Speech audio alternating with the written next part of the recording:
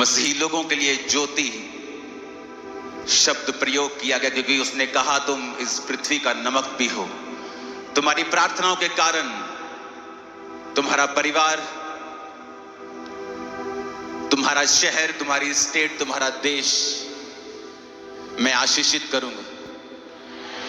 अपने देश के लिए हम प्रार्थना करेंगे अपने हाथों को उठा के कि खुदावंद हमारे देश को आशीषित करे। जिस देश से आप मुझे देख रहे हैं उस देश के झंडे को अपने हाथों में उठाएं और अपनी स्पिरिट में उठाएं और उसे छुएं। खुदा बाप तेरा रहम, तेरी कृपा को मांगते हैं खुदावंद।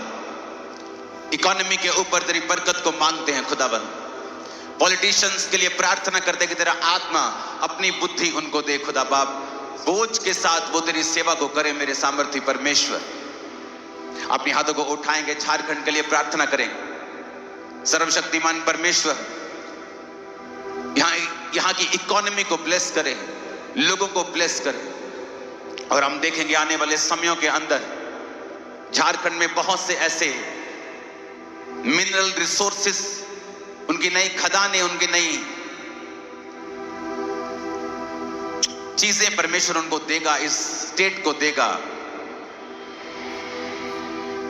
नई डिस्कवरीज होंगी इस स्टेट की बेहतरी के लिए,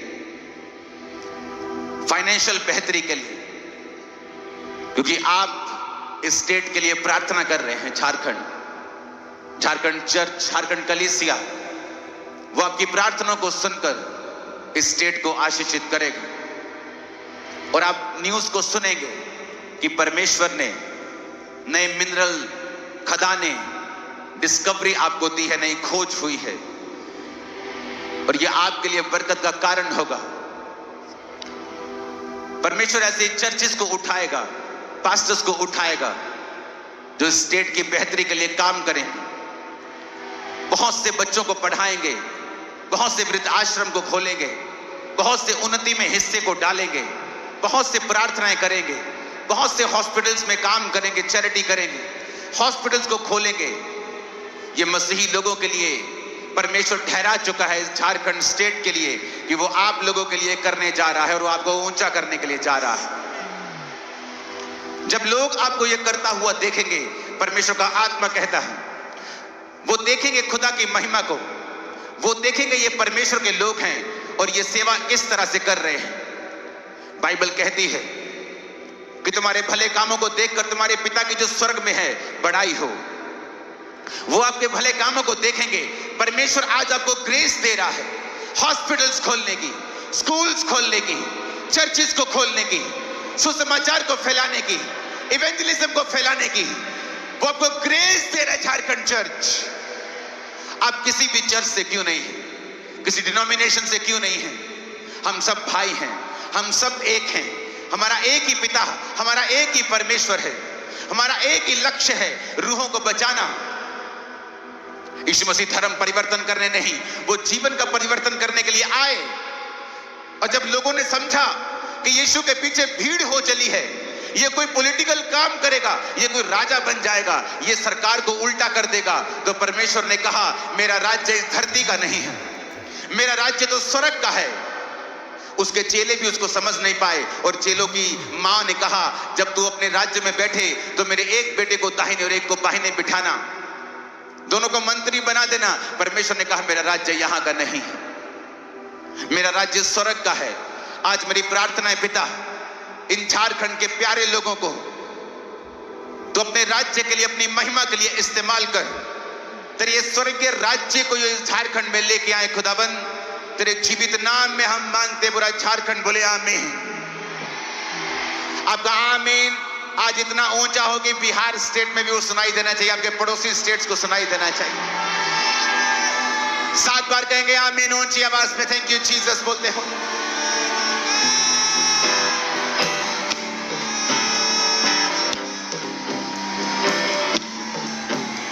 थैंक यू जीसस। ऊंची आवाज में कहेंगे थैंक यू जीसस। आज मेरी प्रार्थना है आप लोगों के लिए, यूथ के लिए, यूथ के लिए, यूथ के लिए। आप बेस्ट कैरियर चुनेंगे वही जो खुदा की ओर से होगा। मेरी प्रार्थना है आज आप लोगों के लिए, आप इस सरकार में काम करेंगे, आप इस देश की, इस स्टेट की तरक्की के लिए काम करेंगे और परमेश्वर का आत्मा आपको ऊंची पदवियों के साथ ब्लेस करने के लिए जा रहा है।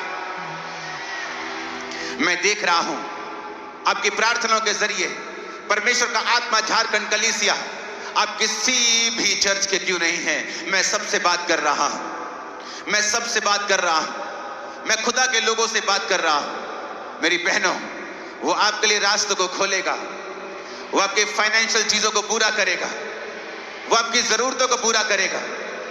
आपका पति आपका आदर करेगा, आपकी पत्नी आपका आदर करेगी, आपके बच्चे यहोवा की ओर से ठहराए हुए होंगे। जब आप खुदा की महिमा करते हैं, परमेश्वर की महिमा करते हैं, सोच लेते हैं कि मुझे यीशु के लिए जीना है, मुझे पाप रहित होकर जीना है, पवित्रताई में जीना है, मुझे परमेश्वर की मर्जी को ही पूरा करना है, उस समय से परमेश्वर आपकी जिंदगी में काम करना आरंभ कर देता है। उस समय से परमेश्वर शैतान के कामों को नष्ट करना शुरू कर देता है। आज से यीशु मसीह के नाम में आज रात शैतान के सारे काम आपकी जिंदगियों, परिवारों, फाइनेंस और कैरियर पर से आज रात जल के नाश हो जाए प्रभु यीशु मसीह के सामर्थी नाम में। शैतान आपकी जिंदगियों से शर्मिंदा रहे, परमेश्वर आपकी लाइफ में बड़े काम करे। आमीन हो जाए, आशीष हमारी है चर्च। अपने हाथों को उठाकर अपने स्वर्ग के पिता का धन्यवाद करें कि उसकी हजूरी, उसकी उपस्थिति आज हमारे बीच में है। हम प्रार्थना करते हैं मेरे सामर्थी परमेश्वर, इस स्टेट के लिए फिर से, हमारे सीएम साहब के लिए खुदाबंद, उनके परिवार के लिए, उनकी सेहत के लिए तेरी बुद्धि का आत्मा, तेरी आशीष का आत्मा उन पर हो, उनकी सेहत के ऊपर हो, उनके परिवार के ऊपर हो, तेरी सुरक्षा उनके संग रहे। कोई भी अंधकार की शक्ति किसी भी तरह का कोई कार्य न कर सके। प्रभु यीशु मसीह के सामर्थी नाम में हम मांगते हैं, आमीन। ऊंचा ये आशीष हमारी है चर्च। खुदावंद का आत्मा, आप उसकी उपस्थिति को महसूस कर पा रहे हैं, आप उसकी प्रेजेंस को आप महसूस कर पा रहे कि वो आपके बीच में मौजूद है। मेरी प्रार्थना है और खुदावंद की स्पिरिट मुझसे कह रही है कि सब लोग ये प्रार्थना करें कि प्रभु आज मुझसे बात कर, तेरे वचन के जरिए मुझसे बात कर, क्योंकि वचन में लिखा है तू अपने वचन को भेजकर मुझे चंगा करता है। मैं चंगा होने के लिए तैयार हूं, तेरी बात सुनने के लिए तैयार हूं। और आज मैं आप लोगों के लिए भविष्यवाणी कर रहा हूं। आप बांझ के रूप में इस मीटिंग में आए हैं, लेकिन मैं यीशु मसीह का दास होने के नाते आपको बेटों और बेटियों के साथ ब्लेस घोषित करता हूं। आप अगली मीटिंग जब झारखंड में होगी, आप ये टेस्टिमनी देंगे, आप ये गवाही देंगे कि परमेश्वर ने मेरी गोद को भर दिया है, मेरी शर्मिंदगी को दूर कर दिया है। आज आपकी सारी रसौलियां, आज आपके सारे रोग परमेश्वर अपनी ही सामर्थ्य से जला के नाश कर देंगे और आपकी जिंदगी आज से सेम ना होंगी यीशु मसीह के सामर्थी नाम में। खुदावंद कहता है और वो चाहता है कि आप लोग ये प्रार्थना करें। तो इससे पहले कि हम प्रार्थना करें, अपने घुटनों पे आ जाएं, अपने घुटनों पे आके अपने वचन को, बाइबल को उठाएं और पिता से कहें कि पिता, आज मैं तेरे वचन को सुनने के लिए तैयार हूं। तेरा सामर्थी वचन जो मुझे बदलने की ताकत रखता है, जो चंगा करने की ताकत रखता है, मैं उसे सुनने के लिए पूरी तरह से तैयार हूं। उठाएं अपने हाथों को, कहें अपने खुदा से, अपने बाप से कहें कि आप उसको सुनने के लिए पूरी तरह से तैयार हैं। ऊंची आवाज में प्रार्थना करेंगे सब जन।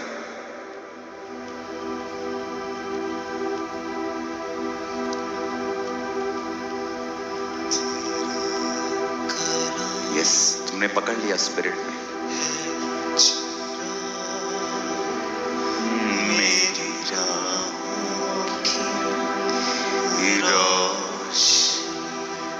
तेरा कलाम है चिराग मेरी राहों की रोशनी।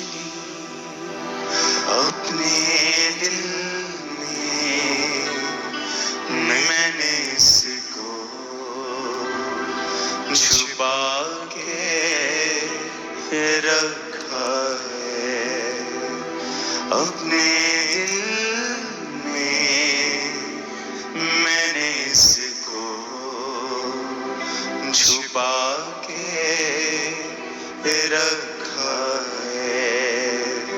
अपने हाथों को उठा के ऊंची आवाज में खुदा को पुकारेंगे।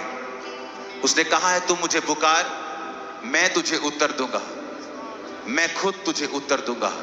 खुदा को पुकारे और कहें परमेश्वर आज मुझे उत्तर देना और वचन के जरिए मुझसे बात करना।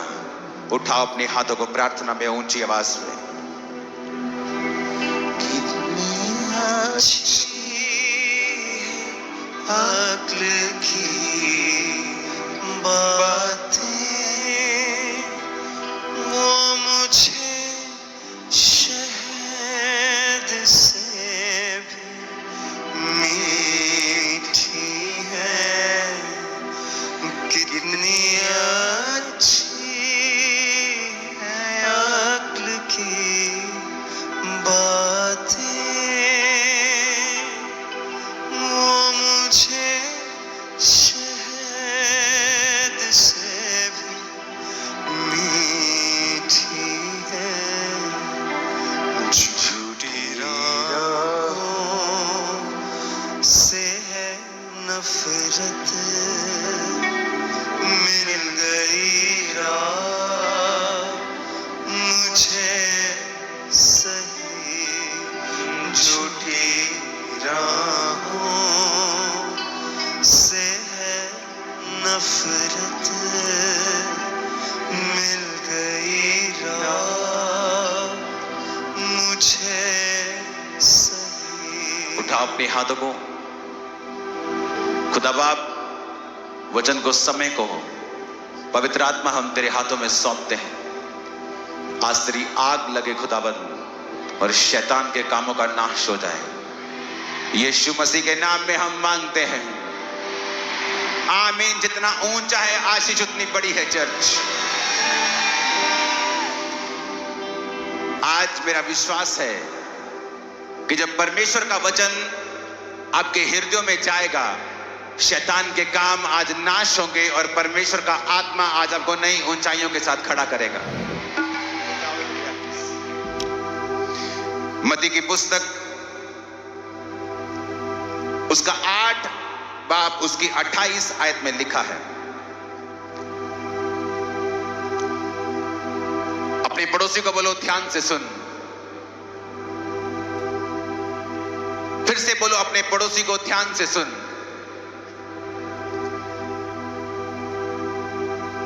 मत्ती 8 उसकी 28 आयत में लिखा है, जब उस पार वो गदनेरियों के देश में पहुंचा तो 2 मनुष्य जिनमें दुष्ट आत्माएं थी कब्रों से निकलते हुए यीशु से मिले।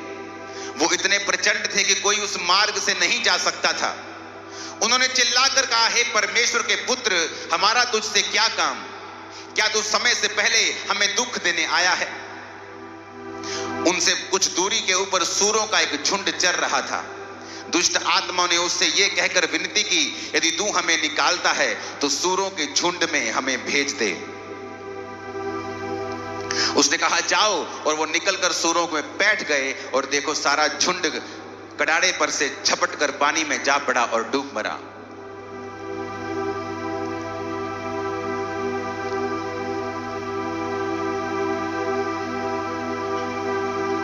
यहां पर एक एग्जाम्पल है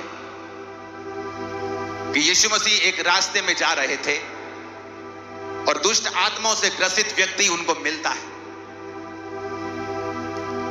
और प्रभु यीशु मसीह जब उसमें से दुष्ट आत्मा को निकाल रहे थे तो उसने कहा कि मुझे अथाह गड्ढे में नहीं भेज, वो सामने सूरों का झुंड चल रहा है, हम सेना हैं, हम बहुत हैं, हमें उनमें भेज दे। यीशु मसीह ने कहा जाओ, और वो बाइबल कहती है वो सूरों के झुंड में बैठकर सूरों का झुंड पानी में जाता है और वो सब मर जाते हैं और चरवाहे जाकर नगर में समाचार देते हैं।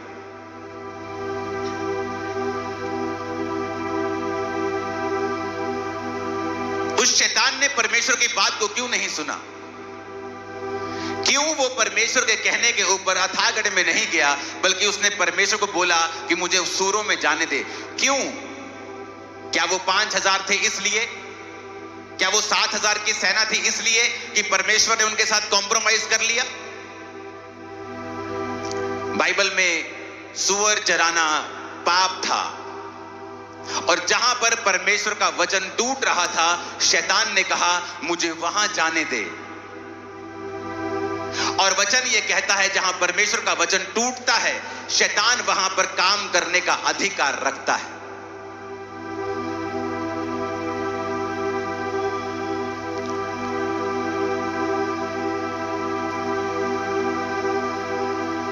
और इसीलिए बाइबल कहती है कि जब वो लोग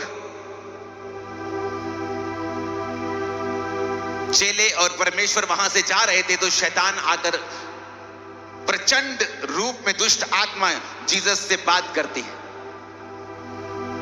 और यीशु कहते हैं निकल जाओ। वो कहते नहीं, हमें सामने सूरों के झुंड में भेज दे, क्योंकि वचन के मुताबिक शैतान आपके ऊपर अधिकार नहीं रख सकता। इसी मत्ती 8 के आगे अगर आप 9 में पढ़ेंगे तो वचन कहता है एक गूंगा जब परमेश्वर के पास लाया गया, तो वचन कहता है कि प्रभु यीशु मसीह ने उस गूंगे को बोला, ऐ गूंगी आत्मा इसमें से निकल जा। तो लिखा उस गूंगे में से जब दुष्ट आत्मा निकली, वो गूंगा बोलने लगा। अब मेडिकली पता नहीं उसको क्या था, वो गूंगा था, गला खराब था कि ब्रेन में प्रॉब्लम थी कि क्या था, लेकिन बाइबल बताती है कि उस गूंगेपन के पीछे एक दुष्ट आत्मा थी। वचन कहता है कि एक कुबड़ी औरत जब परमेश्वर के सामने आई और परमेश्वर ने उसको चंगा किया, तो परमेश्वर ने अपने लोगों से कहा और अपने विरोधियों से कहा कि क्या ये औरत जो 18 साल से शैतान के बंधन में पड़ी थी और ये अब्राहम की बेटी थी, इसका मतलब चाहे आप मसीह में हैं, चाहे आप क्रिश्चियन हैं, अगर आप वचन को नहीं समझते हैं तो शैतान आपकी लाइफ के ऊपर अटैक करता है।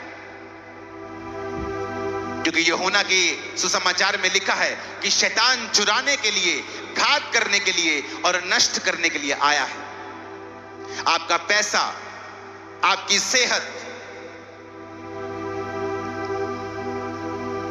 हालेलुया। यूहन्ना 10 उसकी 10 में लिखा है चोर किसी और काम के लिए नहीं परंतु चोरी करने, घात करने और नष्ट करने को आता है। मैं इसलिए आया कि वो जीवन पाए और बहुतायत का जीवन पाए। परमेश्वर कहता है जब शैतान आता है वो चोरी करता है, तुम्हारे फाइनेंस की चोरी, तुम्हारे पैसों की, तुम्हारी सेहत की, तुम्हारे पारिवारिक जीवन की, तुम्हारी शांति की। उसका काम है चोरी करना, उसका काम है घात करना, नष्ट करना, तुम्हारे प्रोजेक्ट्स को, तुम्हारे कामों को, तुम्हारे कैरियर को, तुम्हारी चीजों को, उसका काम है नष्ट करना। वो नष्ट करने का उसको बड़ा शौक है, उसे नाश करने का शौक है, उसे चुराने का शौक है। और वचन ये कहता है कि परमेश्वर ने एक विश्वासी को अधिकार दिया है शैतान के ऊपर। लेकिन आज जब शैतान आपकी लाइफ में काम करता है, उसका कारण यह है कि हम परमेश्वर के वचन को कहीं ना कहीं तोड़ रहे हैं। जहां वचन टूटता है, शैतान के पास लीगल राइट है आपकी लाइफ में काम करने का। चाहे आप क्रिश्चियन हैं, चाहे आप मसीह हैं, चर्च जाते हैं, अगर आप वचन को तोड़ रहे हैं तो शैतान के पास अधिकार है आपकी लाइफ में घुसने का। उसने, यीशु मसीह ने नहीं कहा नहीं तू सूरों में नहीं जा सकता। शैतान के कहने का मतलब था जहां पे वचन ब्रेक हो रहा है मुझे वहां जाने दे, और परमेश्वर ने भी उसे जाने से रोका नहीं। आज बहुत सारे विश्वासी बीमारियों से जूझते हैं, तंगी से जूझते हैं, डिमोनिक अटैक्स, शैतान के अटैक से जूझते हैं, और वो कभी ये जानने की कोशिश नहीं करते वचन में से कि ऐसा हमारी जिंदगी में क्यों हो रहा है। कईयों का तो परमेश्वर एक नहीं है, वो हर जगह जाते हैं, हर जगह वो नाम के मसीही हैं। फिर वो सोचते हैं कि शैतान उन पे अटैक क्यों कर रहा है, बीमारी उन पे अटैक क्यों कर रही है, क्योंकि बाइबल कहती है तू अपने पिता, अपने परमेश्वर के सामने झुक और उसी की उपासना कर। वहां पे शैतान को परमेश्वर ने रोका नहीं। परमेश्वर ने कहा जा जहां तू जाना चाहता है, और बाइबल कहती है सूरों के झुंड में वो गया और उसने उन सबको मार दिया। कैसे शैतान आपकी लाइफ में काम करता है, क्योंकि उसके पास अथॉरिटी नहीं है आपकी लाइफ में काम करने की। इसलिए वचन कहता है वो टेम्पटेशन के साथ, परीक्षा के साथ आपकी लाइफ में आता है। उसे पता है आपकी लाइफ में किस चीज की कमी है। यीशु जब रोजे रख चुके तो शैतान आया और कहा, अगर तू परमेश्वर का पुत्र है तो इन पत्थरों को बोल ये रोटियां बन जाएं। शैतान को मालूम था अब यीशु को इस समय गाड़ियां नहीं चाहिए, रथ नहीं चाहिए, पैसे से मैं भरमा नहीं सकता हूं, इसकी सबसे बड़ी जरूरत है इस समय रोटी। तो रोटी से भरमाता और कहा, अगर तू प्रभु का पुत्र है। शैतान जानता है आपकी कमजोरी क्या है। वो जानता है आपकी कमजोरी टीवी है, आपकी कमजोरी लड़की है, आपकी कमजोरी लड़के हैं, आपकी कमजोरी व्यभिचार है, आपकी कमजोरी चोरी है, लालच है, डर है। वो आपकी कमजोरियों को जानता है और उन्हीं कमजोरियों के साथ वो आपको परखता है, क्योंकि जब तक वो आपको उस पाप में नहीं गिराएगा, आपकी जिंदगी में उसका कोई भी लीगल अधिकार नहीं है काम करने का। और जब आप उसको अधिकार दे देंगे तो वचन कहता है प्रभु यीशु मसीह उसको आपकी जिंदगी में डिस्ट्रक्शन करने से, नाश करने से रोकेंगे नहीं। फिर आप प्रभु को नहीं कह सकते कि मेरी जिंदगी में ऐसा क्यों हो रहा है। फिर आप नहीं कह सकते प्रभु ये मेरी लाइफ में क्यों हुआ, क्योंकि वचन कहता है, प्रभु ने कह दिया है, मेरे बेटे मेरी बेटी शैतान नाश करने, घात करने, चोरी करने के लिए आया है। पर वो तेरी जिंदगी में काम नहीं कर सकता अगर तू उसको काम करने का मौका ना दे तो टेम्पटेशन से आता है, परीक्षा से आता है। वो जानता है तुम्हारी कमजोरी क्या है, वो जानता है फोन तुम्हारी कमजोरी है। वो तुम्हें फोन पे इंटरटेनमेंट में लगा के रखेगा ताकि तुम्हें पाप के साथ रखे और प्रभु से दूर रखे। वो जानता है तुम्हारी कमजोरी क्या है, पैसा तुम्हारी कमजोरी है, पावर तुम्हारी कमजोरी है, कोई व्यभिचार तुम्हारी कमजोरी है, डर तुम्हारी कमजोरी है। वो सब जानता है। वो सालों पुराना शैतान, इब्लीस, वो सांप, वो जानता है तुम्हारी कमजोरी क्या है। वो झूठ बोलता है। वचन कहता है यूहन्ना 8 उसकी 44 आयत में, वो झूठा है। वो आपसे झूठी बातें कहता है, आपके विश्वास को हिलाता है, हर बात को आपके विश्वास के खिलाफ वो इस्तेमाल करता है। क्यों? ताकि आपको परमेश्वर से दूर ले जाए, क्योंकि जब तक आप प्रभु से दूर नहीं जाएंगे वो आपकी लाइफ के ऊपर अटैक नहीं कर सकता है। जब तक आप परमेश्वर के वचन से दूर नहीं होंगे तब तक वो आपकी लाइफ के ऊपर अटैक नहीं कर सकता है। वो चाहता है आप संगतियों से दूर रहें, वो चाहता है आप चर्च से दूर रहें। ये कहकर वो आपको डिसेप्शन देता है कि कोई बात नहीं, संगति करनी है तो घर में बैठकर भी कर सकता है। और ये सदी का सबसे बड़ा झूठ है विश्वासियों के अंदर, क्योंकि वचन कहता है, परमेश्वर का दास पौलुस कहता है कि जिस तरह कलीसियाओं की रीति है, हफ्ते के पहले दिन इकट्ठे होना मत छोड़ो। पहले हम शनिवार को इकट्ठा हुआ करते थे, सब्त के दिन। यीशु मसीह के जन्म के बाद फिर संडे को लोग इकट्ठा होने लगे। वो आपको डर से भरमाता है, आपको ओप्रेस करता है, डर आपको देता है, डराने की कोशिश करता है। जिस तरह उसने नेहेमिया को डराने की कोशिश की और आके एक क्रिश्चियन व्यक्ति ही नेहेमिया को बोला कि अपना जान बचाने के लिए भाग जा, ऐसा कर, खुदा के घर में भाग जा, परमेश्वर के मंदिर में प्रवेश कर ले, कोई तुझे वहां पकड़ने नहीं आएगा। वो जानता था कि वहां होली में, परम पवित्र और पवित्र स्थान में सिर्फ याजक जा सकते हैं और कोई नहीं जा सकता।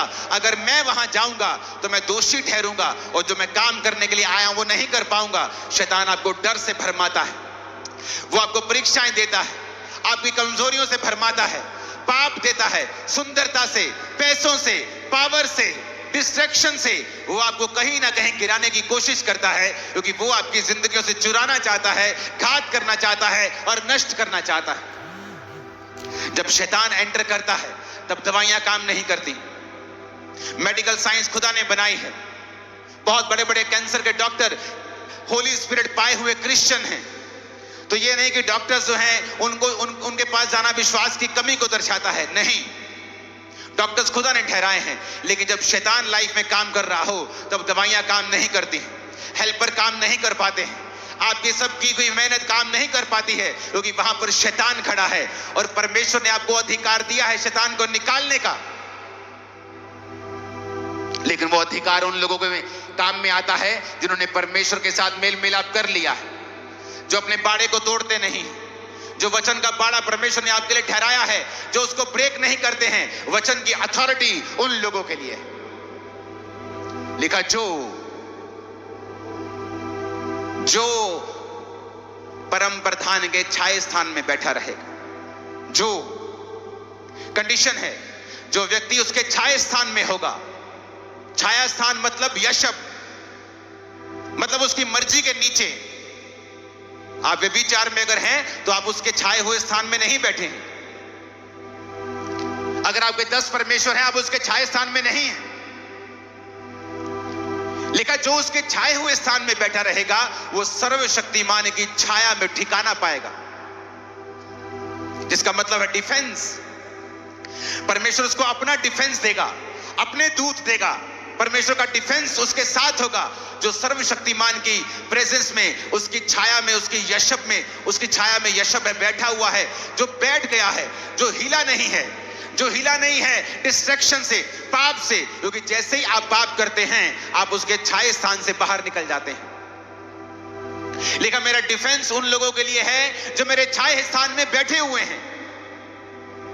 कई बार हम परमेश्वर को दोष देते हैं, प्रभु से मांगते हैं, उसको हम बड़ी तरह के श्राप देते हैं कि प्रभु तेरे मेरी जिंदगी में ऐसा क्यों हो गया, और हम अपनी लाइफ की कमियों की ओर कभी नहीं देखते हैं, अपनी प्रार्थना की जिंदगी की ओर कभी नहीं देखते हैं। लेकिन हम चाहते हैं हमारी लाइफ में काम हो, शैतान हमारी लाइफ में काम ना करे। आप उसको जब भी डाल के शैतान को आप उसको हग करके डांट नहीं सकते हैं। एक तरफ अपने पापों के कारण आपने उसको हक किया हुआ है, शैतान को जब भी डाली हुई है, और दूसरी तरफ कहते हो out in Jesus name, out. और वो भी कंफ्यूज है बेचारा कि इसने एक तो मेरे को पकड़ा हुआ है और दूसरा मेरे को आउट आउट कह रहा है। ये एक काम कर ले तो या तो मुझे आउट बोल दे, तो या तो मेरी जप्फी छोड़ दे मुझे। एक तरफ मेरे को जप्फी डाली है, दूसरी तरफ मेरे को आउट कह रहा है। परमेश्वर ने आपको अधिकार दिए हैं। उसने कहा है याकूब 4 उसकी 7 आयत में, तू शैतान का सामना कर, वो तेरे सामने से भाग जाएगा। लेकिन किनको? जो वचन के अधीन रहने वाले लोग हैं। लूका 10:17-19 में परमेश्वर ने कहा है, देखो मैंने तुम्हें सांपों और बिच्छुओं को रौंदने का अधिकार दिया है, किसी वस्तु से तुम्हें कुछ भी हानि नहीं होगी। इसका मतलब परमेश्वर ने मुझे अधिकार दिया है, आपको अधिकार दिया है। यह अधिकार 2 कंडीशन में काम नहीं करता। पहली कंडीशन, अगर आप इन अधिकारों को बोलते नहीं हैं और काम में नहीं लेके आते हैं। दूसरी कंडीशन, अगर आप पाप में हैं और परमेश्वर से दूर हैं, तब भी ये अधिकार काम में नहीं आते हैं। कुछ लोग पाप में नहीं हैं लेकिन अपने अधिकारों का प्रयोग नहीं करते, फिर भी वो दुखी रहते हैं। और कुछ लोग परमेश्वर से दूर रहते हुए इन अधिकारों का प्रयोग करना चाहते हैं, लेकिन वो इन अधिकारों को अपनी लाइफ में प्रैक्टिकल काम करता हुआ नहीं देख पाते। ऊंची आवाज में कहो हालेलुया। बाइबल कहती वो चुराने आता है, घात करने आता है, नष्ट करने के लिए आता है। वो यूनिटी खराब करता है, कड़वाहट को पैदा करता है, सब चीजों का वो नाश करना चाहता है, सब चीजों को चुराना चाहता है, भाईचारे की प्रीति को खत्म करना चाहता है। और अगर हम वचन में मैच्योर नहीं, पक्के नहीं हैं, तो वो फिर काम करता है। और परमेश्वर नहीं चाहता कि वो काम करे। अपने पड़ोसी को बोलो, शैतान को मौका मत देना। ऊंची आवाज में कहो हालेलुया। कुछ लोगों को शैतान अक्यूज करता है, तौबा करने के बाद भी आपको बताता है कि तूने पाप किया था ना 2017 में, 2019 में, 1997 में तूने एक पाप किया था ना। अगर आप पाप की माफी मांग चुके हैं, परमेश्वर उसे भूल चुका है। अगर आप याद कर रहे हैं तो वो शैतान है जो आपको याद करवा रहा है। परमेश्वर चाहता है उसके बच्चे तौबा में जिएं और उसके बाद अपने अधिकारों का प्रयोग करें। कोई वचन कहता है शैतान सोया हुआ नहीं है और उसकी हॉबी है नाश करना, घात करना और चुराना। और परमेश्वर ने आपको अधिकार दिए हैं। अगर आप तौबा में हैं, आप परमेश्वर के साथ प्रार्थना में हैं, वफादार हैं, तो कहता फिर अपने अधिकारों का प्रयोग कर, परमेश्वर को मत बोल, परमेश्वर मुझे छुड़ाता क्यों नहीं। उस शैतान को बोल तुम्हारी जिंदगी को छोड़ के वो जाए। उसे कमांड कर। ओ पास्टर जी मेरे लिए प्रार्थना करें, मेरी फैमिली में बहुत जादू टोना है, हम क्रिश्चियन हैं लेकिन बहुत सी दुख है हमारी लाइफ में। दो कामों को चेक करना है, क्या तुम प्रभु के साथ वफादार हो, चर्च जाते हो, प्रार्थना करते हो, टाइट देते हो, पवित्रताई में हो, और उसके बाद क्या अपने अधिकारों को अपने मुंह से बोलते हो, क्या शैतान को कमांड करते हो, क्या उसको बोल के कहते हो तेरा मेरे जीवन में कोई अधिकार नहीं है, निकल मेरे पेट से, निकल मेरी टांगों से, निकल मेरी आंखों से, निकल। तो वो निकलेगा, वो जाएगा, उसको जाना होगा। वो पावर समझता है, वो अधिकारों को समझता है। आपके शब्दों में असीम पावर है। आप अपनी लाइफ को चेंज कर सकते हैं, अपने परिवार की लाइफ को चेंज कर सकते हैं। आमीन हो जाए। आशीष आपकी है चर्च। ऊंची आवाज में कहो हालेलुया।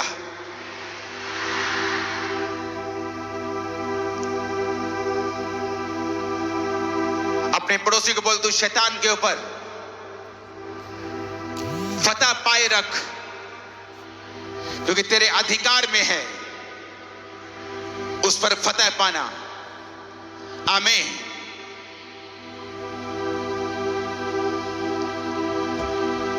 इफिसियों 6 उसकी 10 से 18 आयत में लिखा है,